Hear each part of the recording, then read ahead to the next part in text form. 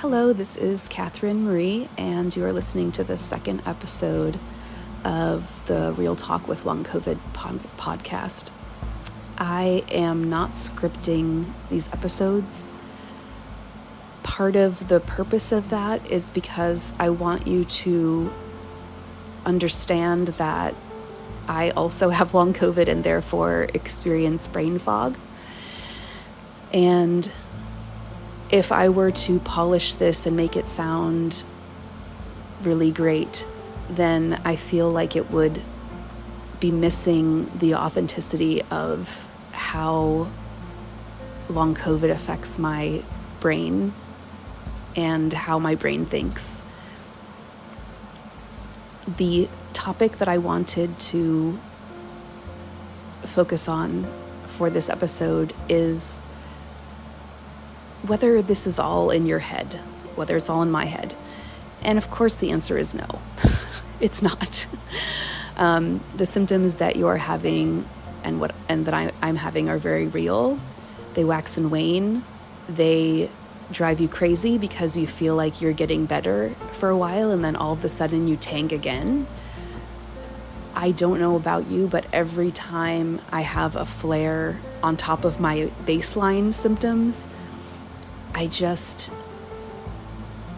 bewildered every single time. You would think, having long COVID for pushing 2 years at this point, that I would be used to these things, but I assure you I am not.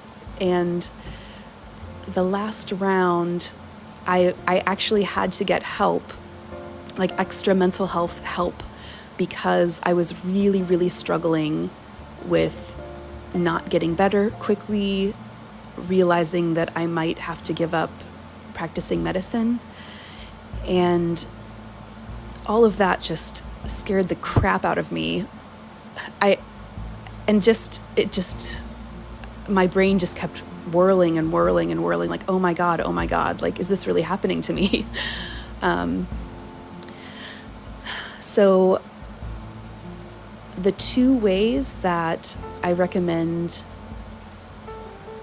seeking out additional support during this time, if you have long COVID and you are noticing that it is affecting your emotions and perhaps causing you to experience feelings of depression or anxiety, the easiest first thing is to reach out to your primary care doctor if you have one and just say, hey, I'm not feeling so good and I really wanted to try medication to see if it'll help me with my feelings of anxiety and depression. And perhaps with emotion regulation as well. You're not alone if you're having trouble with emotion regulation and with mental health symptoms, because I truly think that long COVID has a profound effect on the mental health of people who have it. And that's why I'm talking about this right now. Okay, so getting back to what I was just saying. So the first thing is getting medication. Talking to your primary care doctor. If your primary care doctor is not comfortable prescribing something, which they probably will be, they can refer you to a psychiatrist. A psychiatrist is a physician who focuses completely on the brain and the medication that will help balance everything out in your brain so that your brain functions optimally.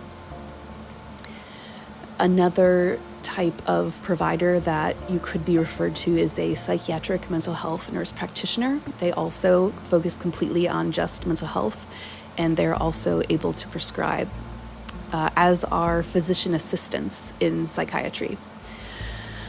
So the first branch, I guess, is the medication. The other branch is the psychotherapy.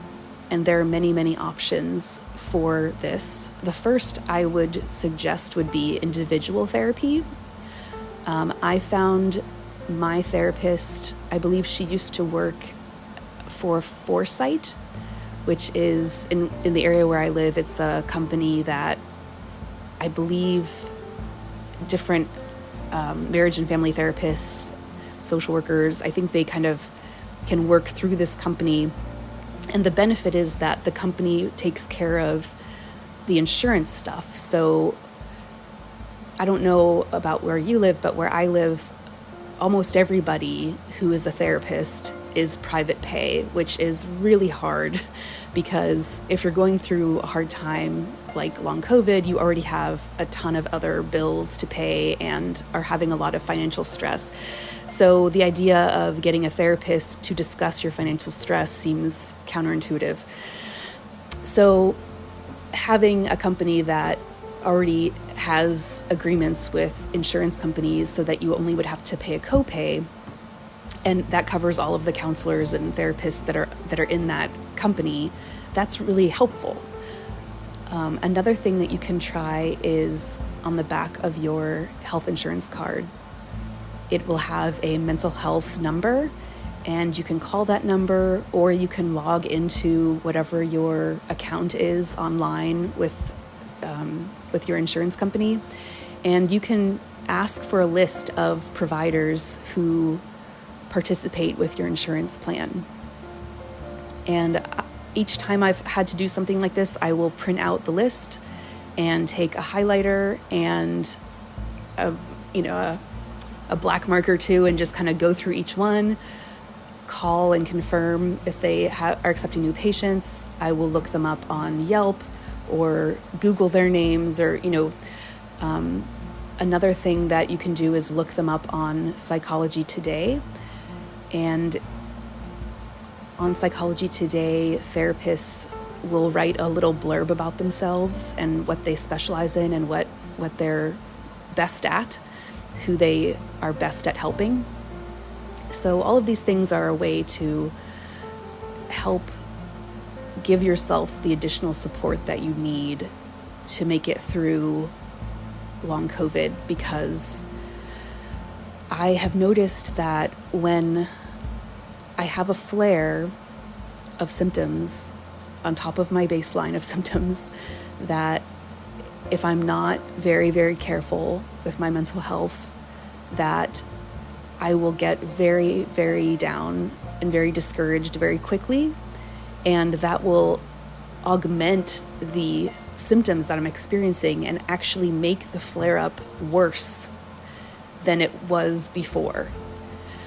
So when I got additional help recently in an outpatient program, most of the people there were there for symptoms of depression and anxiety, and I kept trying to say, no, I'm not here for straight up depression or anxiety. I have long COVID, so it's like affecting my brain and I'm feeling these things, but it's the long COVID.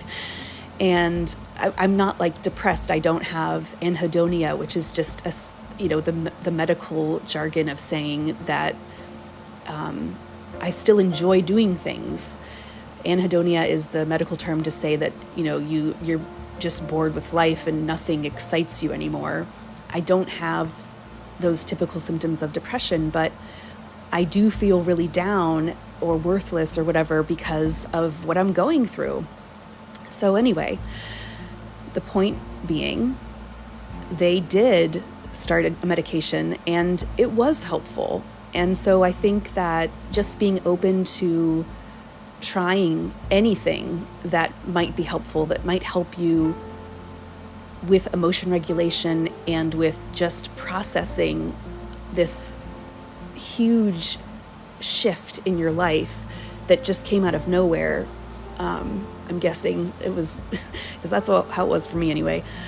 So anything that can help, I think, is worth giving it a shot.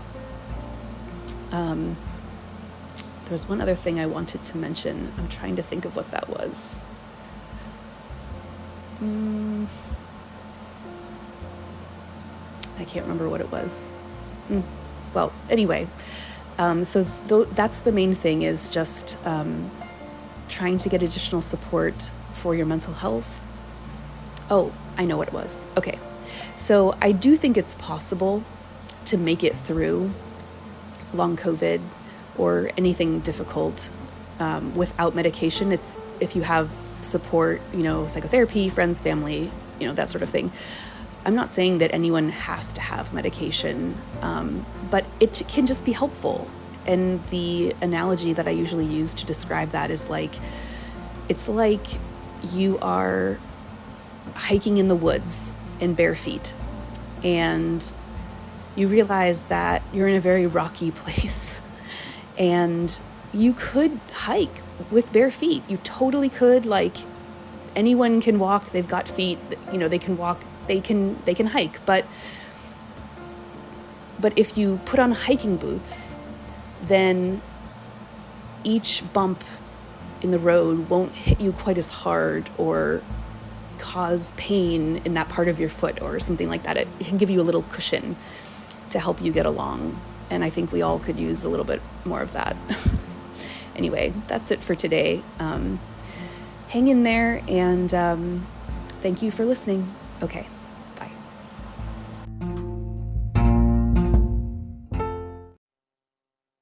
Hello, this is Catherine Marie again. I just realized that the way that people were able to leave voicemail messages were only allowing for 1 minute. So if you look in the description of the podcast, I put a phone number in there where you can call and leave a longer voicemail, or you can record a message and email it to longcovidrealtalk@gmail.com.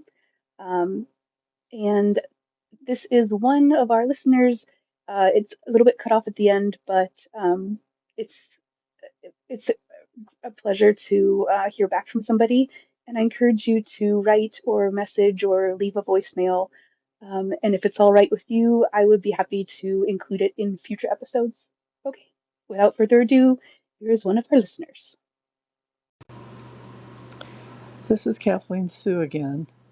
I guess I had only 1 minute, so I'll just tell you that I have long COVID from 2021. I was very, very sick with pneumonia.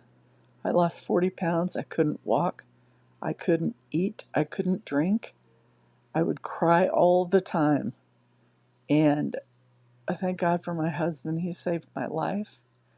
I'm probably doing 80% better, but I still have the brain fog, the heavy fatigue. I've developed a tremor through my whole body, and a neurologist told me that he can do nothing for me. So I've seen all kinds of specialists. I've been through all kinds of testing. I've been through COVID clinic. I've been through physical therapy 3 times. It's just so, so refreshing to be able to talk to someone who knows. This is an email from Carolina, who's also in her 40s, one of our listeners. This is what she writes. I am not recording a message as I have a brain fog, and today is one of those days when I really cannot manage my thoughts well. I just wanted to tell you how important it is to me to listen to someone vocalizing what I'm going through. The sense of surprise and massive, massive disappointment and sadness coming with each flare-up is unbelievable. It's exactly how you described it. Unlike you, I am still working as I have not figured out any other option how to organize life without money, and there is nobody here to help me out with that. My job is demanding, especially now, when there are days that it's really hard for me to express myself. It takes me so much longer to finish my tasks, and some of them are just impossible to finish. It puts so much additional stress and pressure that only makes me feel worse. I have not found any real help on my journey of trying to get better. It's been 2 years. Most of the time, I was just gaslighted by the doctors to the extent that I was questioning my own symptoms. In the country where I live, long COVID is not a widely discussed subject, so nobody really understands what I am going through, including my friends, which makes me feel even more isolated and lonely in my experience. What does not help either is the fact that I am trying to not get COVID once more, whereas the world forgot about it already. Nobody understands when I am saying I will not go somewhere, I do not want to be surrounded by crowds, or when I'm asking people whether they are healthy before we meet. It's difficult on so many levels. Anyway, thank you again. I hope we will all be healthy again one day.